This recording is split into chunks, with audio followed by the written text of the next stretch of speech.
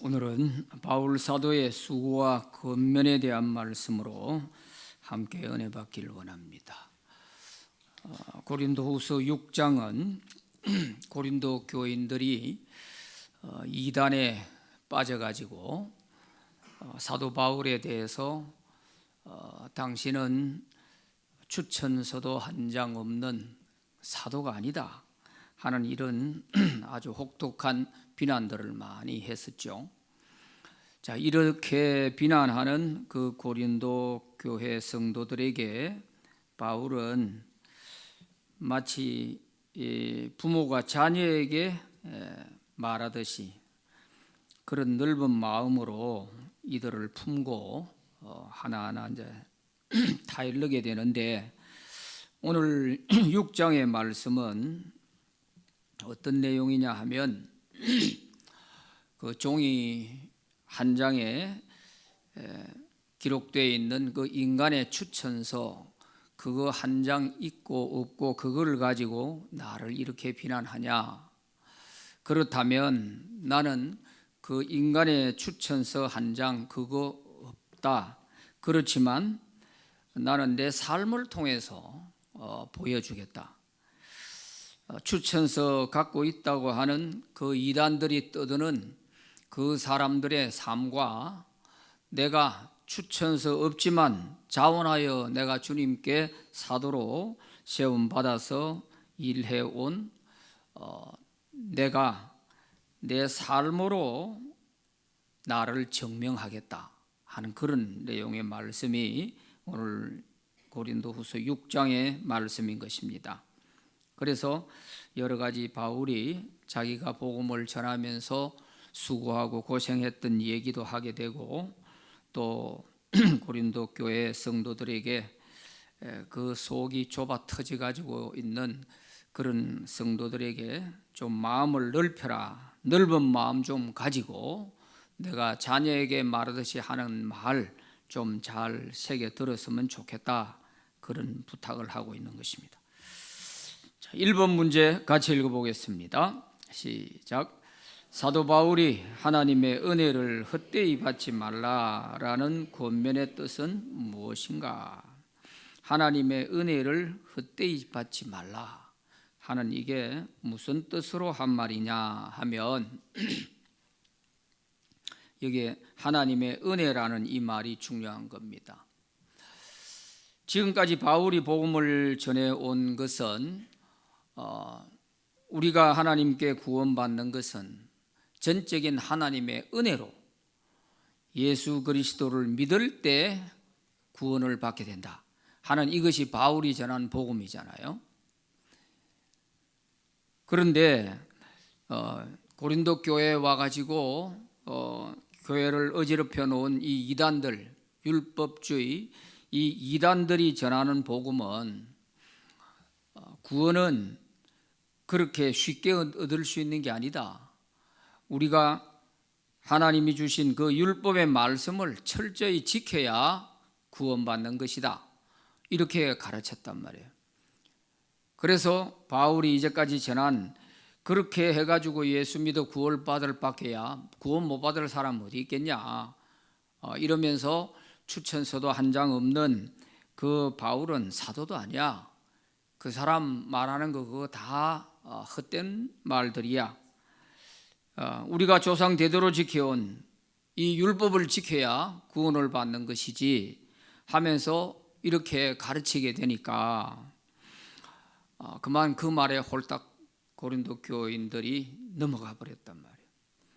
그러다 보니까 여기서 은혜를 헛되이 받지 말라 하는 이 말은 은혜로 구원받는다는 것이 잘못됐다고 말하는 그 이단들의 말을 듣고 다시 율법으로 되돌아가 버린 이런 교인들이 있다 보니까, 그래서 그들에게 바울이 아니야, 우리가 구원받는 것은 하나님의 은혜로 구원받는 거야. 하나님이 은혜로 너희들을 구원해 주셨는데 그 은혜를 헛되이 하면 되겠냐? 다시 율법으로 되돌아가면 되느냐? 그 말입니다. 그래서 여기서 하나님의 은혜를 헛되이 받지 말라 하는 이 헛되이 하는 말이 에이스케논이라고 하는 그리스 말인데, 이 말은 공허하다, 말짱 헛일이다, 그런 뜻이에요. 공허하다, 헛된 말이다, 그런 뜻이에요. 그러니까 바울이 전한 그 모든 얘기들은 그 다 헛된 말이야, 이런 식으로 이단들이 하니까 은혜를 헛되게 하는 것이죠. 하나님이 은혜로 구원받는 것인데, 우리가 구원받는데 노력해가지고 구원 얻을 수 있는 그런 여지가 0.1%도 없잖아요. 전적으로 믿음으로, 전적으로 하나님의 은혜로 구원받는 거 아닙니까? 구원받은 사람들이 우리 신앙을 지켜가는 데 있어서 노력이 필요합니다. 우리 신앙을 지켜가는 데 있어서는 때로는 십자가를 져야 될 때도 있고 노력을 할 필요들이 있어요. 게을러지면 믿음이 떨어지게 돼 있고, 부지런한 사람이 믿음이 더 성장하게 돼 있고, 그렇지만 그거 자체가 내가 부지런하게 노력해가지고 구원을 얻을 수 있는 것이냐? 전혀 아니거든요. 우리의 구원에 있어서는 0.001%도 우리 노력으로 구원을 얻을 수 있는 여지는 하나도 없어요. 그런데 이 율법주의 유대인들이 고린도 교회에 들어가 가지고 바울이 전한 이 복음을 전부 뒤집어 가지고 다시 율법으로 회귀시켜 버렸어요. 참 얼마나 허탈하겠어요. 그래서 여기서 은혜를 헛되이 받지 말라 하는 그런 권면을 하고 있는 것입니다. 에베소서 2장 8절 9절 말씀 한번 같이 보시죠. 시작. 너희는 그 은혜에 의하여 믿음으로 말미암아 구원을 받았으니 이것은 너희에게서 난 것이 아니요 하나님의 선물이라. 행위에서 난 것이 아니니 이는 누구든지 자랑하지 못하게 함이라. 아멘. 구원은 전적으로 하나님의 선물이라는 말은 어떤 대가로 주어진 게 아니라는 거죠. 전적으로 그저 하나님이 공짜로 주신 것이다, 그게 선물이다 하는 이런 표현을 쓰고 있는 것입니다. 너희는 그 은혜를 인하여 믿음으로 말미암아 구원을 받았으니 이것은 너희에게서 난 것이 아니요 하나님의 선물이라. 선물이라. 여러분, 이거는 꼭 여러분들이 마음 깊이 새겨 두셔야 될 부분입니다. 그래서 오늘 우리에게, 이 당시 고린도 교회는 그런 뜻으로 한 말이지만 오늘 우리에게 적용을 한다면 하나님의 은혜를 헛되이 받지 말라 하는 이 말을 어떻게 적용할 수 있겠는가 하는 것이잖아요. 오늘 우리도 만약에 내가 구원받기 위해서 가장 어떤 예를 써가지고 내가 구원받으려고 한다 하는 이런 마음이 조금이라도 있다면은 그건 헛고생하는 거예요. 그러면 안 되고, 내가 구원받은 사람으로서 이 구원의 은혜를 지켜나가기 위한 데는 내가 정말 10,000번 죽었다 다시 깨어나도 감사한 마음 가지고 이 구원의 은혜를 지켜나가도록 노력해야 되는 거예요. 구원받은 사람이기 때문에 이 구원을 놓치지 않기 위해서 때로는 목숨도 내놓는 거예요. 뭐 때문에 그러겠어요? 순교를 뭐 때문에 해요? 할 필요 없잖아요. 하나밖에 없는 생명인데 뭐 때문에 목숨을 내놓고까지 그렇게 순교를 하겠냐고요. 내가 구원받은 이 은혜를 지키기 위한 거예요. 이 구원을 지키기 위해서 그렇게 하는 것이지, 내가 노력을 해가 구원을 얻으려고 하는 게 아니란 말이에요. 이미 내가 구원받은 사람으로서 그 구원의 은혜를 지켜나가기 위한 그러한 노력은 반드시 필요하다. 그래서 이것을 구분을 잘 해야 되는데 이게 구분이 안 되면 자꾸 헷갈리는 거예요. 자꾸 내가 노력이 부족한가, 내가 뭐가 좀 부족해서 그런가, 이래가 천국 갈 수 있을까, 자꾸 이런 생각이 드는 것은 그 위험한 생각이거든요. 믿음이 다운될 수는 있어요. 누구든지 다 믿음이 다운될 수는 있지만, 그러나 내가 믿음이 다운됐다 해서 내가 구원을 못 받은 사람처럼 이렇게 하면 안 되는 겁니다. 그리고 이게 생각이 잘못된 사람은 다른 사람을 볼 때도 그런 식으로 본단 말이에요. 당신 그래 신앙생활을 해가지고 천국 가겠나? 이런 말을 던지는 거예요. 이게 얼마나 위험한 얘기인지 몰라요. 이 사람은 구원받은 사람인데 믿음이 좀 다운돼서 헤매고 있다고 해가지고 당신 그래가지고 천국 가겠나? 이런 말을 하면 안 되죠. 위험한 얘기예요. 그 사람은 이미 천국 가는 문제는 해결되어 있는 사람이고 지금 좀 믿음이 떨어져 가지고 헤매고 있을 뿐이죠. 그러면 그 사람을 위해서 아니야, 네가 지금은 힘이 빠져 있어도, 지금은 네가 좀 낙심이 돼 있어도 너는 천국 갈 사람 아니냐, 빨리 털고 일어서라. 응?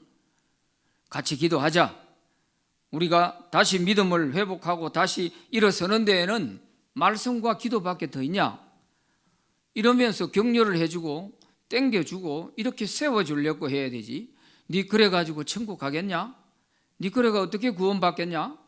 이렇게 한다는 것은 굉장히 위험한 얘기입니다. 자기 자신이 지금 구원의 확신이 없다는 뜻입니다. 이거 그런 말을 한다는 자체가. 바울이 지금 이 말을 하는 의도가 그 고린도 교인들을 볼 때 어떻게 했어요? 가슴이 터지는 거예요. 응?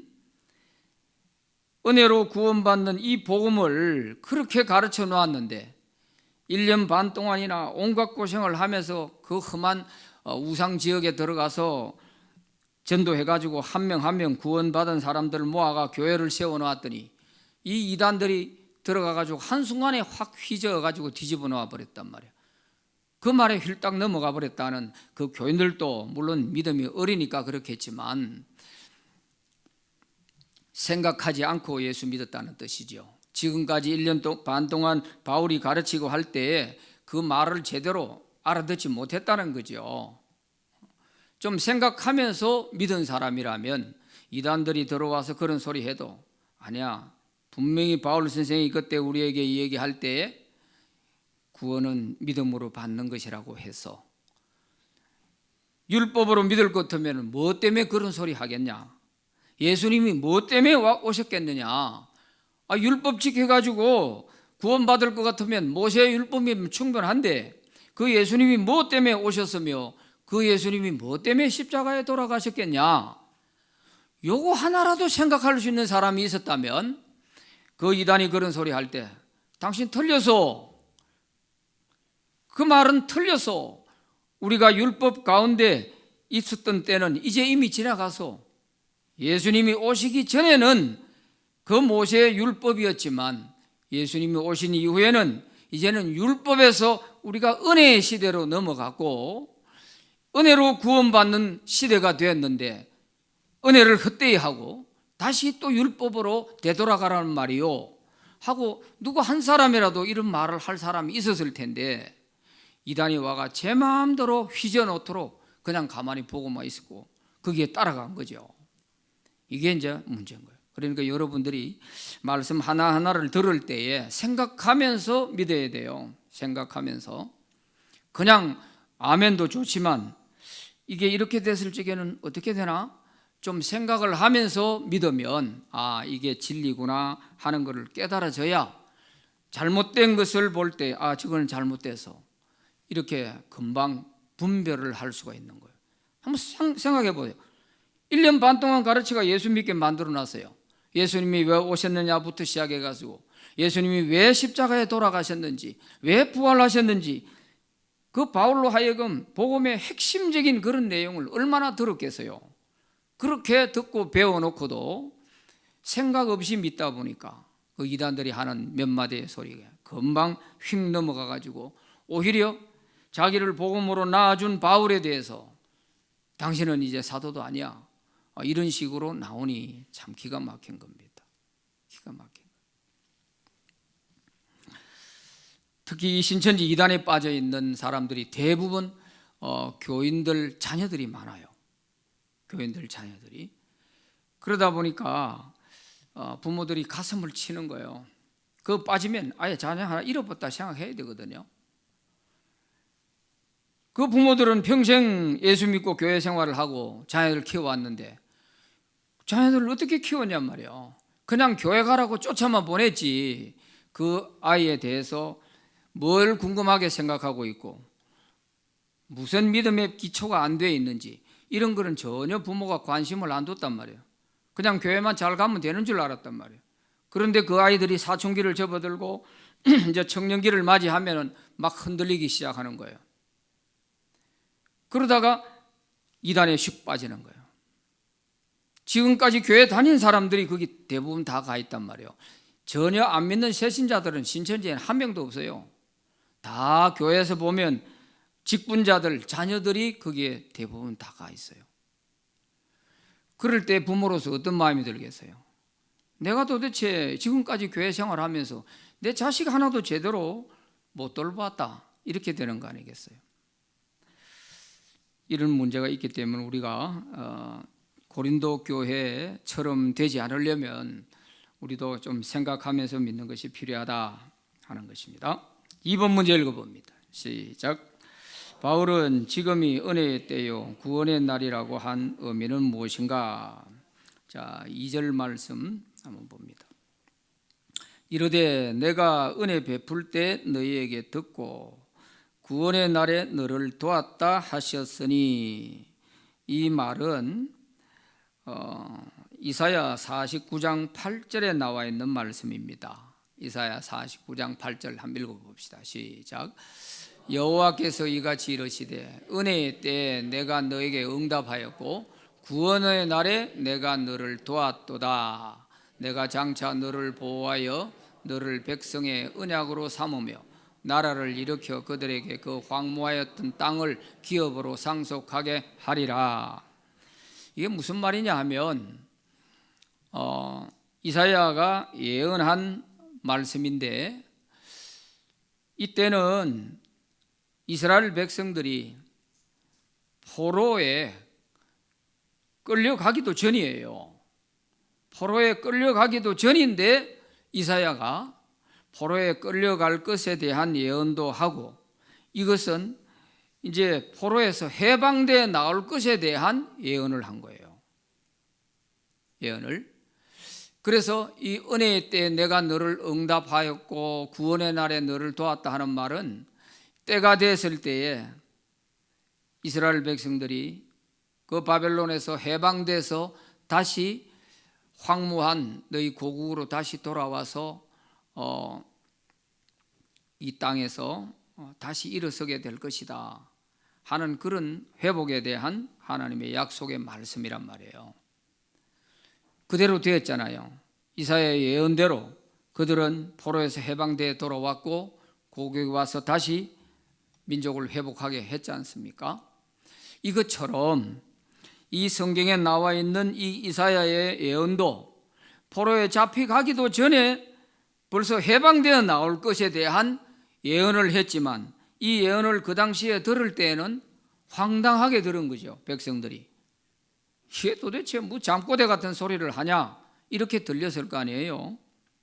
그런데 그대로 됐거든요. 이 예언대로 다 그대로 됐거든요. 그것처럼 이제 모세 율법 시대가 지나가고 지금의 때는 은혜의 때다. 은혜의 때다. 그런 말씀이에요. 지금은 은혜의 때요 구원의 날이다.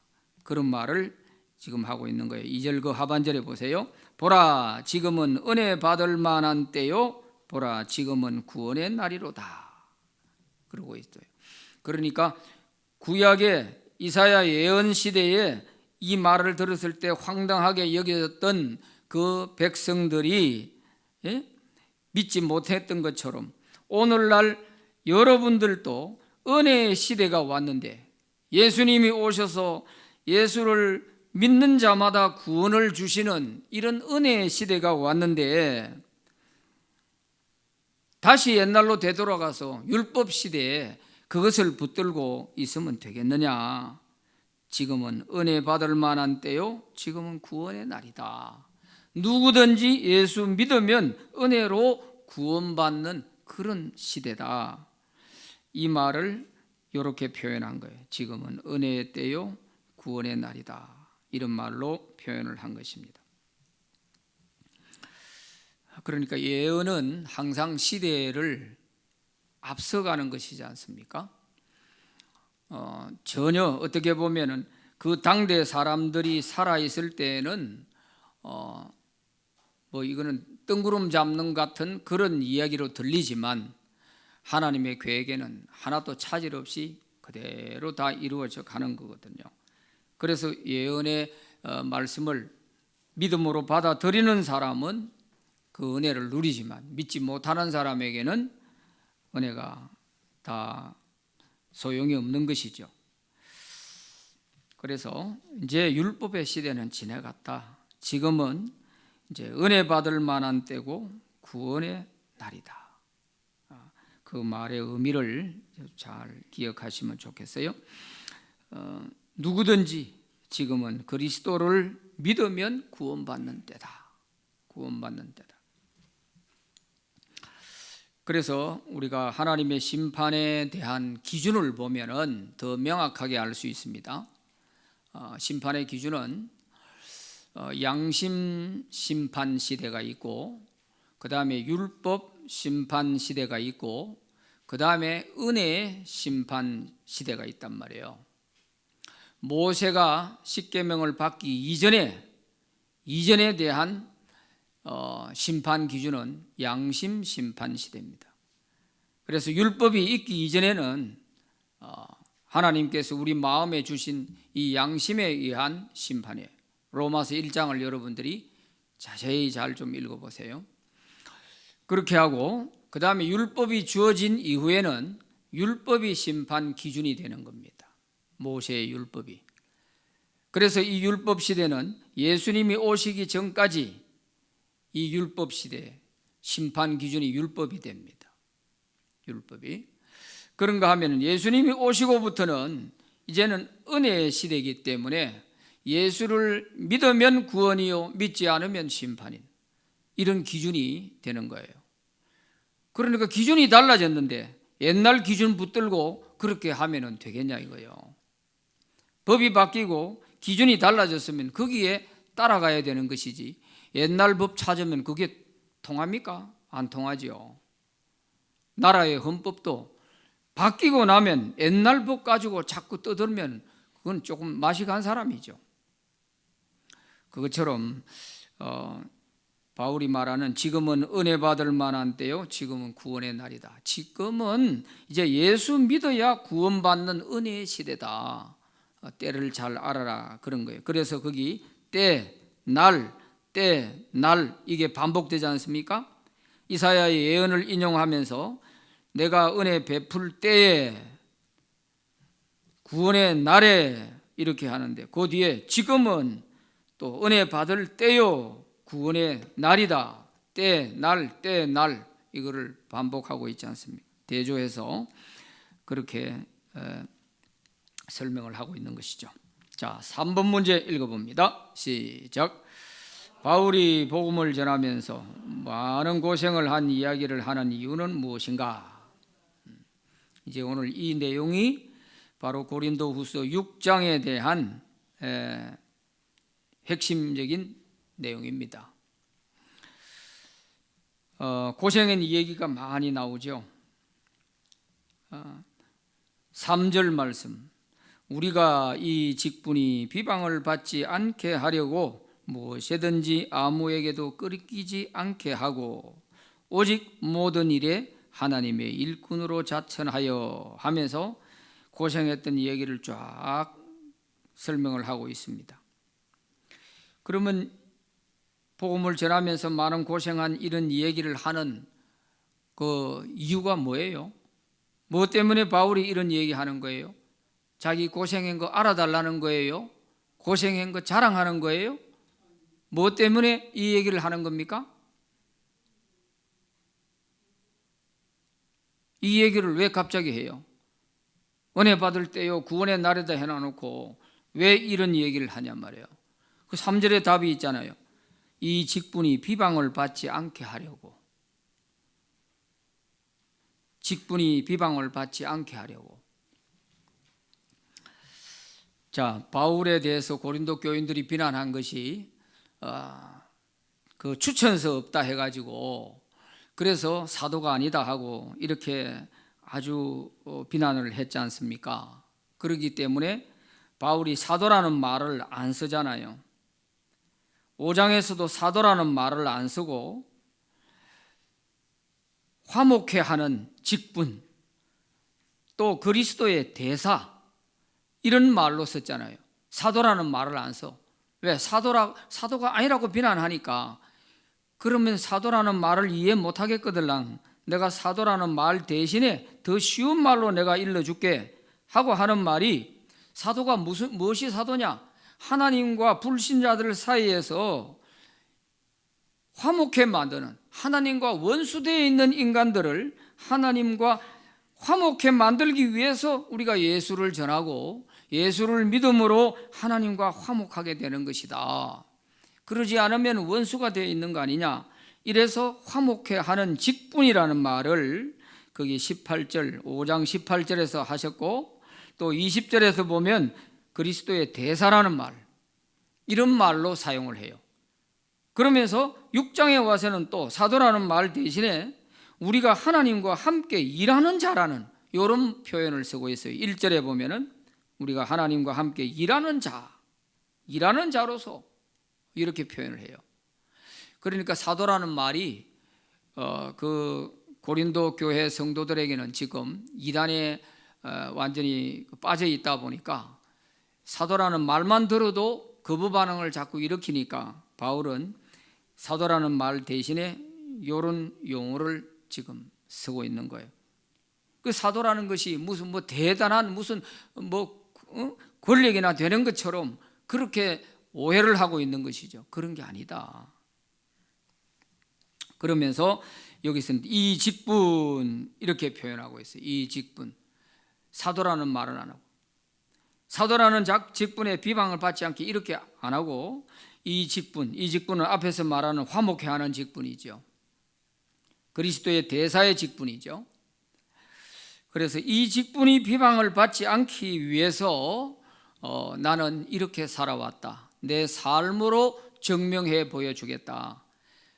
종이 추천서 한 장 가지고 있다고 하는 그 사람들이 살아온 삶과 내가 살아온 삶을 너희들이 잘 아니까 한번 비교해 봐라.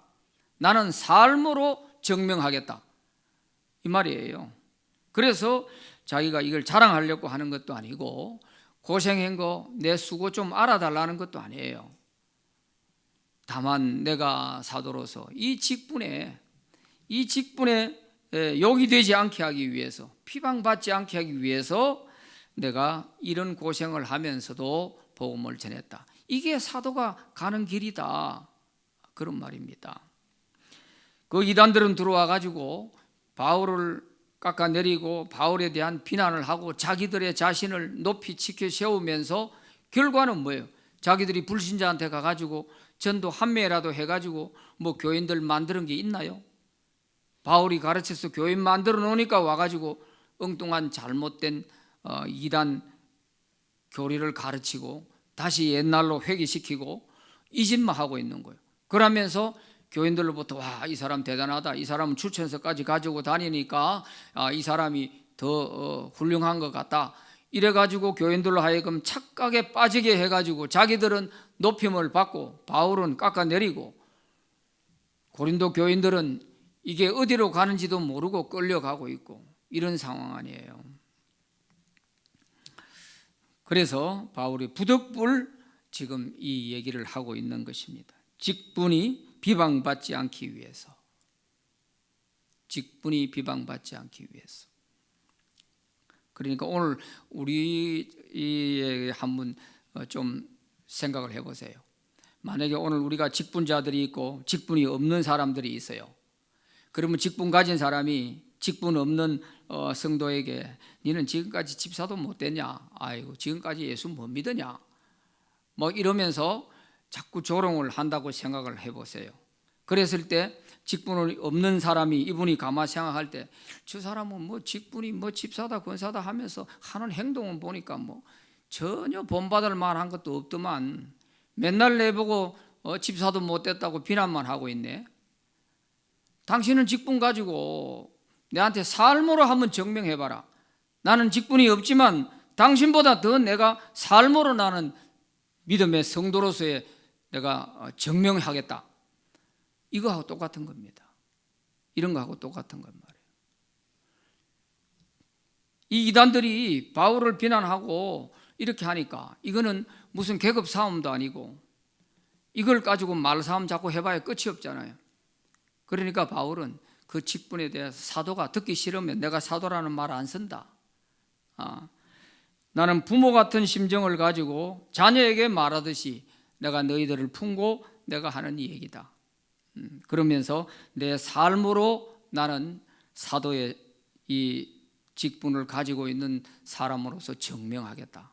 내가 사도라는 것이 어떤 것인지 내 삶으로 보여주겠다 하는 그것이 바로 이 바울이 수고한 이 얘기들입니다. 사실은 어떻게 사느냐, 직분을 가진 사람으로서 어떻게 사느냐, 하나님 앞에 부끄럽지 않고 정말 살아간다고 하는 이 삶이 중요한 것인데 무슨 자격증처럼 그거 추천서 한 장 가지고 있다고 그걸 가지고 돌아다니면서 전혀 하나님이 보실 때에는 진짜 지옥 가도 아랫목에 가야 될 그런 집만 골라가면서 하고 있는 것입니다. 복음으로 구원해낸 사람들 다시 옛날로 다 뒤집어 놓았으니까 생각을 해봐요. 이단들의 죄가 무거운 이유가 그겁니다. 구원받고 신앙생활 잘하는 사람 끌고 가가지고 배나 지옥 자식이 되게 만들어 버리니까 그래서 이단들의 그 죄가 엄청나게 무거운 거예요. 그냥 영혼을 실족하게 하는 정도가 아니라니까요. 자, 4번 문제 읽어봅니다. 4번 시작. 바울이 하나님의 일꾼으로서 모든 일에 많이 견디어낸 것들은 무엇인가? 이제 구체적인 걸 한번 봅시다. 4절 5절 말씀 같이 읽어봅니다. 시작. 오직 모든 일에 하나님의 일꾼으로 자천하여 많이 견디는 것과 환난과 궁핍과 고난과 매맞음과 갇힘과 난동과 수고로움과 자지 못함과 먹지 못함 가운데서도, 자 여기 보면 여러 가지 바울이 겪었던 그 어렵고 힘든 일들을 9가지로 거기에 나열하고 있습니다. 9가지로. 자, 한번 찾아보세요. 첫째, 9가지를 한번 적어보세요. 첫째 뭐지요? 바울이 견뎌낸 것이 첫째 환난, 두 번째 궁핍, 세 번째 고난, 네 번째 매맞음, 다섯 번째 갇힘, 여섯 번째 난동, 일곱 번째 수고로움, 여덟 번째 자지 못함, 아홉 번째 먹지 못함 가운데서도. 자, 이런 9가지의 거기에 단어들을 나열해 놨는데 어느 하나도 쉬운 것은 없어요. 바울이 가는 곳마다 환난이 기다리고 있었죠. 그가 겪었던 그 환난이라는 건 뭐 이루 말할 수 없고요. 궁핍, 바울이 한 번도 정말 뭐 편안하게 여유 있게 이렇게 살았던 흔적을 성경에서 찾기가 어렵습니다. 그야말로 참 궁핍을 밥 먹듯이 하면서 살아왔죠. 그 다음 고난, 매맞음, 갇힘, 감옥에 갇히는 것도 여러 번 했죠.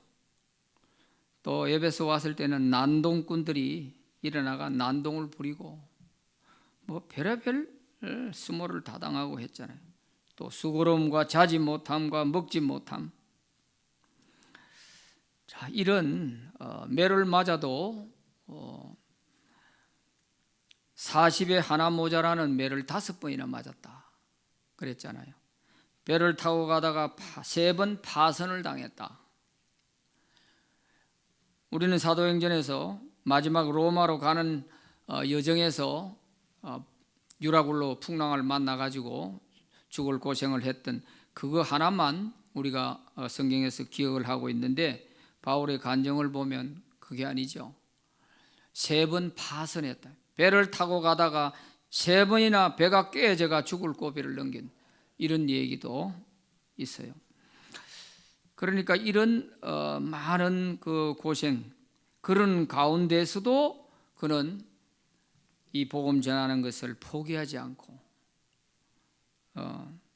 끝까지 해나갔다는 거예요. 만약에 이단들에게 이런 고생하면서 하라고 하면 그 사람들이 과연 했을까? 한 번만 감옥에 들어가고 한 번만 40에 하나 모자라는 매를 맞으면 2번 다시 하려고 생각도 안 했을 거예요. 그러니까 인간이 추천하는 그 추천서 한 장이 중요한 게 아니고, 주님 앞에 우리가 받은 사명, 직분, 주님이 직분을 주셨다고 하는 이것 때문에 바울은 죽을 고비를 넘기면서도 하는 거잖아요. 주님이 바울을 내가 너를 쓰겠다고 하고 너는 이방인에 내가 사도로 쓰겠다고 해서 바울이 그 말씀대로 이렇게 하는 것이지, 누가 추천서 한 장 써주고 칭찬해주고 부축해준다 해가지고 이런 고생하면서 복음 전하겠어요? 안 하죠. 사도들이 바울 하면서 축해준다고, 그래서 사도들이 추천서 한 장 써준다고 이렇게 하겠어요? 안 하지요. 그래서 오늘 우리도 우리 직분의 비방을 받지 않게 살아가는 것이 어떤 교회 집사 임명장 하나가 중요한 게 아니고요, 우리 삶으로 정말 직분자답게 삶으로 증명하는 것이 중요합니다. 그래야 그 교회가 살아있는 교회가 되는 거예요. 내가 이래도 집사 몇 년 차인데, 내가 권사된 지가 몇 년이 됐는데, 장로된 지가 몇 년이 됐는데, 이것 가지고 하다 보면 자꾸 부끄러운 일이 생기게 되고 그 교회는 살아있는 교회가 안 되는 거예요. 그래서 직분의 비방을 받지 않기 위해서 이런 고생을 하면서 누가 알아주는 것도 아니고 주님만이 아시는 거죠. 바울 자신과 주님만이 아는 거죠. 자, 그래서 이런 얘기를 이제 9가지 거기 견디는 어려운 일들. 그 다음에 자 5번 시작. 바울은 이 모든 환난과 역경을 무엇으로 이겨냈나? 9가지 그 환난 역경들이 닥쳐왔을 때 그 가운데서도, 이런 가운데서도 어떻게 이겨냈나? 그 이겨낸 대처 방법에 있어서도 9가지가 나옵니다. 자, 6절 한번 세어봅니다. 자, 어떻게 했는지. 자, 첫째, 깨끗함과, 두 번째, 지식과, 세 번째, 오래 참음과, 네 번째, 자비와, 다섯 번째, 성령의 감화와, 여섯 번째, 거짓이 없는 사랑과, 일곱 번째, 진리의 말씀과, 여덟 번째, 하나님의 능력, 아홉 번째, 의의 무기. 9가지로 대처해서 이 어려운 일들을 다 이겨냈다, 그런 말씀이에요. 9가지의 어려움을 9가지의 이겨내는 비결을 거기에 다 얘기를 해놨어요. 내가 어떻게 그 어려운 일들을 다 이겨냈나, 극복을 했나, 그 비결이 9가지가 거기 나와 있어요. 궁핍이 오고 참 어려운 고비 있을 때, 그럴 때도 바울은 자기 자신을 더럽히지 않기 위해서 깨끗함으로 대처해서 이겨내는 거예요. 아무리 유혹을 해도. 또 지식과 오래 참음, 그거 다 인내 하나 빼면 이거 이겨낼 수 있는 게 없죠. 그래서 오래 참음.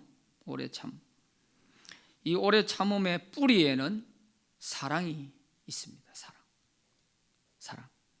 그래서 고린도전서 13장에도 사랑의 본질 가운데 15가지의 사랑의 본질 중에 오래 참음이 나오죠. 오래 참.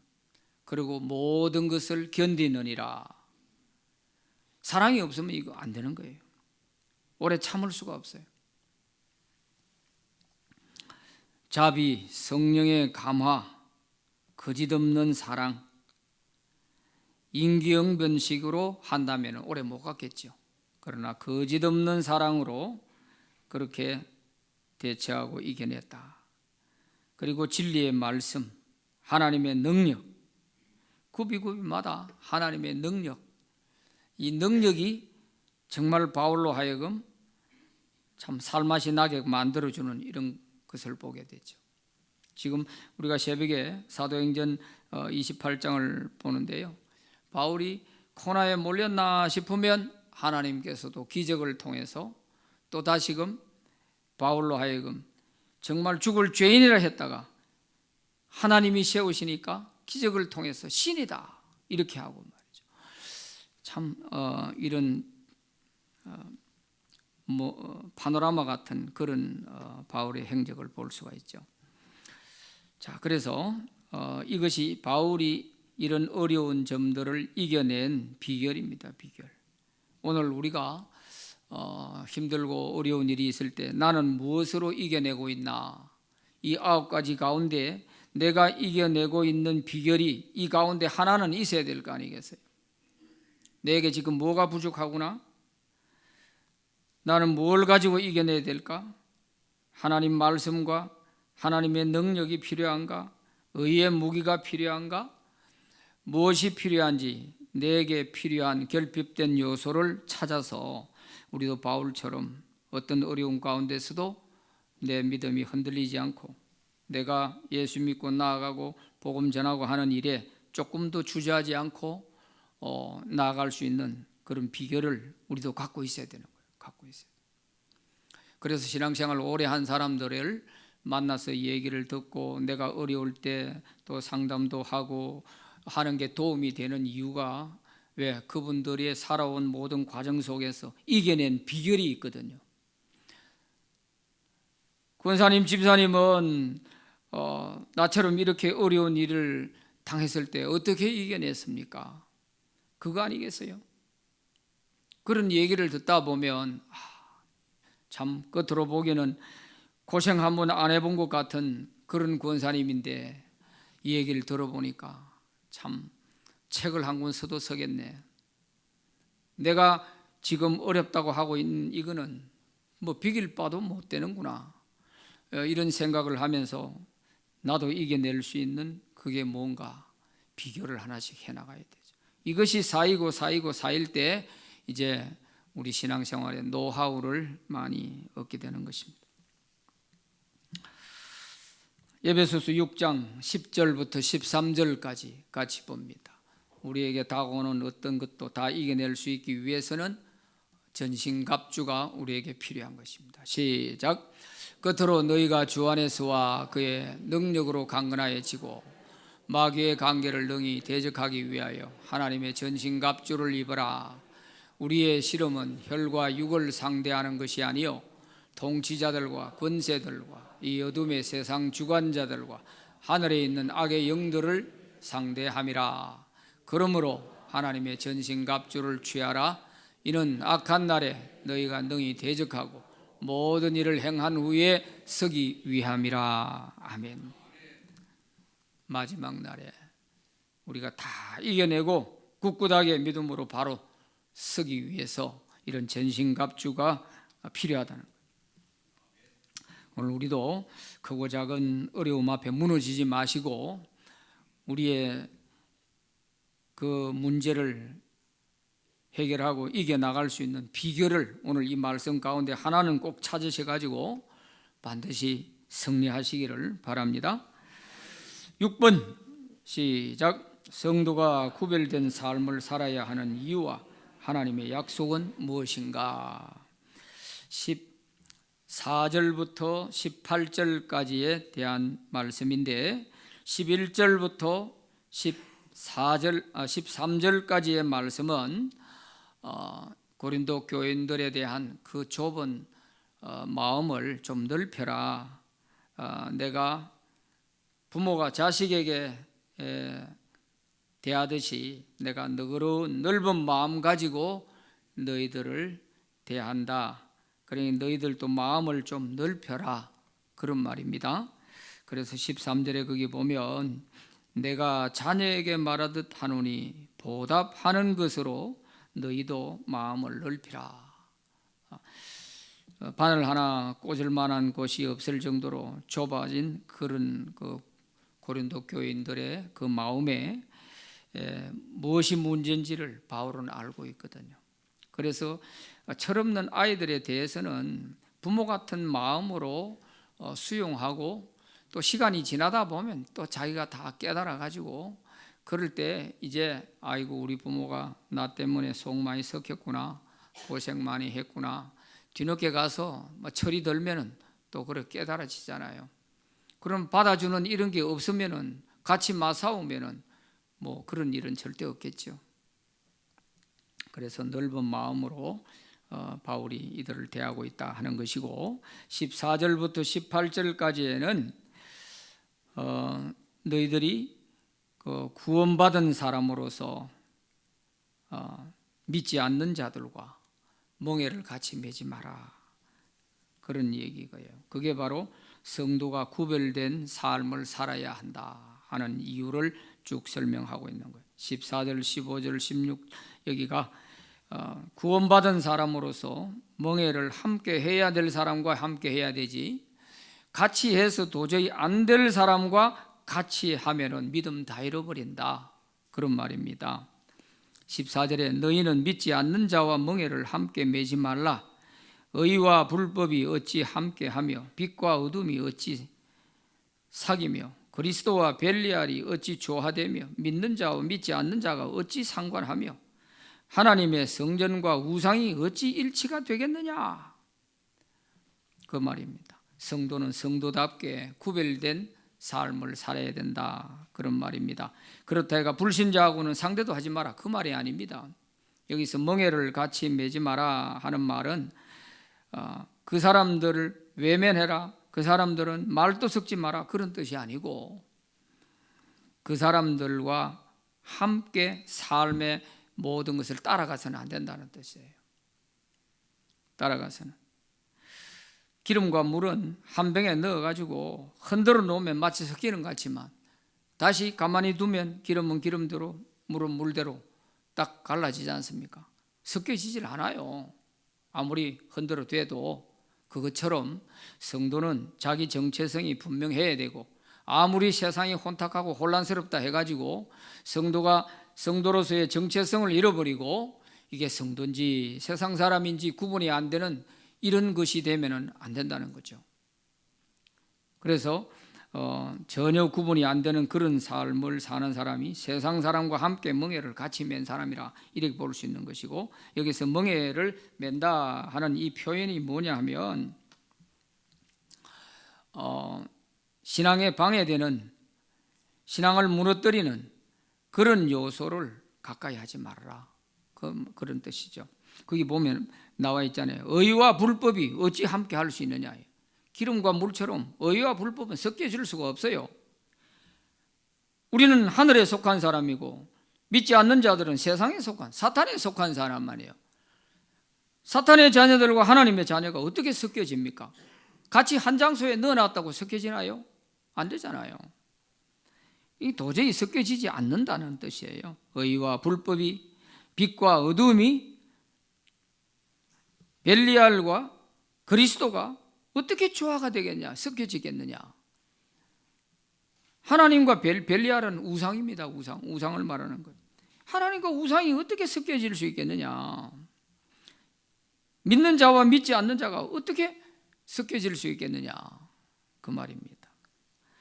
그래서 성도는 성도답게 구별된 삶을 살아야 된다 하는 것입니다. 왜 이런 말을 하냐 하면, 지금 고린도 교인들이 분별력이 없어가지고 그 이단들을 끌어들여 가지고 한마디만 들어보면 아 이거는 아니구나 해가지고 내 쫓아야 되는데 그러질 못하고 그 사람들의 얘기를 듣다 보니까 완전히 빠져버린 거 아니에요. 그러니까 정말 구원받은 하나님의 성도라면은, 복음에 바로 서 있는 사람이라면 분별을 할 수 있어야 되는 거예요. 그게 같이 섞이면은 그 사람은 율법주의하고 똑같은 사람 되어버리는 거 아니에요. 그게 같이 멍에를 매면 안 된다는 뜻이 바로 그거예요. 그래서 함께 할 자가 있고 멀리 해야 될 자가 있는 거죠. 우리가 신앙이 좋아지려면 항상 주변에 내가 가까이 해야 될 사람을 잘 선별하는 거예요. 전혀 아무리 봐도 신앙에 도움이 안 될 그런 사람 자꾸 가까이 해보세요. 믿음 다 잃어버리지. 원망 불평 많이 하는 사람 옆에 가까이 하는 사람 치고 믿음 좋아진 사람 하나도 없어요. 그 사람 가까이 해가지고 교회 떠납니다.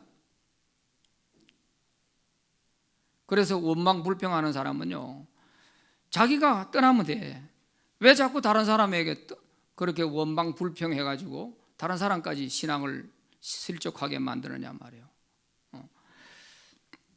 그래서 이런 사람과는 절대로 가까이 하면 도움이 되지 않습니다. 도움이 되질 않아요. 신명기 22장 10절에도 보면은 소와 나귀를 같이 한 겨리에 이래서 끌게 하지 마라. 소하고 나귀하고 같이 해가지고 이게 되겠어요? 그게 쟁기질이 되겠습니까? 안 되죠. 한 땅에다가 한 밭에다가 두 가지 종류의 씨를 뿌리지 마라. 이런 말들은 다 뭐예요? 순수성을 잃어버린다는 거예요. 신앙의 순수성을 잃어버릴 수 있기 때문에 그건 절대 가까이 하지 말아라. 그런 말씀입니다. 믿는 자와 믿지 않는 자 절대로 섞일 수가 없어요. 나중에는 후회합니다. 반드시 후회하게 돼요. 사업을 해도 이 믿음이 다른 사람과 같이 뭐 이렇게 공동 투자해가 같이 사업하고 하는 거 되게 위험합니다. 그래 해가지고 성공한 케이스를 제 기억에는 본 일이 없는 것 같아요. 잘 때 가다가도 나중에 같이 망해요. 그러니까 우리가 이런 부분을 잘못하면 내가 아무리 믿음이 좋아도 이런 하나 분별력이 없으면 실컷 해놓고 끝에 가서는 늘 실패를 맛보게 되는 것입니다. 그래서 우리는 끝까지 구원받은 하나님의 백성으로서 신앙을 잘 지켜가야 됩니다. 이렇게 신앙을 잘 지키고 구별된 성도들에게 하나님이 무엇을 약속하셨느냐? 거기 보면 16절 중반에 거기 보면 내가 그들 가운데 거하며 두루 행하여 나는 그들의 하나님이 되고 그들은 나의 백성이 되리라. 18절에 가서 너희에게 아버지가 되고 너희는 내게 자녀가 되리라. 이렇게 하나님의 자녀로서 정체성을 가지고 바르게 구별된 삶을 사는 자에게 하나님은 내가 네 아버지가 되어주겠다. 너는 내 자녀가 될 것이다. 너는 내 백성이 되고 나는 너의 왕이 될 것이다. 이런 약속을 해주신 겁니다. 그게 뭐겠어요? 하나님 나라에 하나님이 왕이 되면 나는 하나님 나라의 백성이 될 것이고 하나님이 아버지가 되시면 나는 하나님 아버지의 자녀가 될 것이란 말이에요. 그러니까 구별된 자녀가 자녀답게 살아야 아버지의 자녀라 할 수 있고 하나님의 백성답게 살아야 하나님을 임금이라 부를 수 있고 내가 하나님의 백성이라 할 수 있는 것이죠. 그러니까 꼭 우리가 세상 사람인지 이게 교인인지 구분이 안 될 그런 삶은 우리가 빨리 벗어나야 됩니다. 어디서든지 떳떳하게 나는 믿는 사람으로서 분명하게 살아간다 하는 이런 정체성을 가지고 살아갈 수 있기를 바랍니다.